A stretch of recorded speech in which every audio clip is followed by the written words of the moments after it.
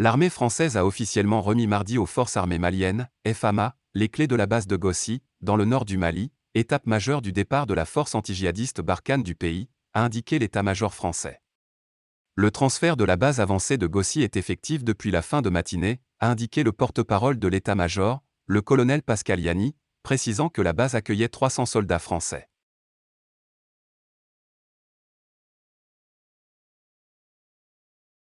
Le transfert de la base avancée de Gossi est effectif depuis la fin de matinée, a indiqué le porte-parole de l'état-major, le colonel Pascal Yanni, précisant que la base accueillait 300 soldats français. Le déménagement a représenté quelques 400 containers. Le poste a été restitué en l'état avec tous les dispositifs défensifs, tous les équipements, ainsi que des infrastructures de casernement. On n'a pas fait table rase, a-t-il ajouté au cours d'un point presse.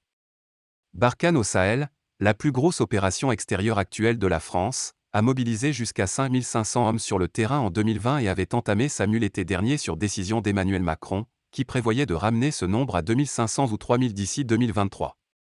Le président français a ensuite décidé en février un retrait militaire total du Mali, dans un contexte sécuritaire dégradé et une crise diplomatique entre Paris et Bamako, où une junte militaire a pris le pouvoir.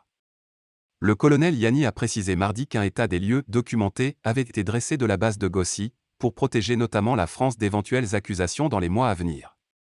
Une allusion au sentiment anti-français qui a gagné du terrain ces derniers mois dans la région et a valu à la France de faire l'objet de campagnes de dénigrement sur les réseaux sociaux. Les Maliens sont souverains. Nous avons fait notre travail correctement et ne pourrons pas être attaqués de manière malhonnête, a estimé le colonel Yanni. Selon lui, aucune contrepartie n'a été demandée à Bamako quant à l'utilisation à l'avenir de la base par les mercenaires du groupe russe Wagner, présent au Mali depuis plusieurs mois selon les Occidentaux. Bamako pour sa part évoque de simples conseillers russes. Les Maliens sont libres de faire ce qu'ils souhaitent, a insisté le porte-parole. Quelques 4600 soldats français sont actuellement déployés au Sahel, dont 2500 au Mali, des chiffres qui devraient peu évoluer avant la fin de la réarticulation du dispositif et la rétrocession des emprises de Ménaka et Gao, selon le porte-parole. Les armées avaient déjà connu un tour de chauffe avec le départ de leurs 3 emprises les plus au nord du pays, Kidal, Tessalit et Tombouctou, de fin août à décembre.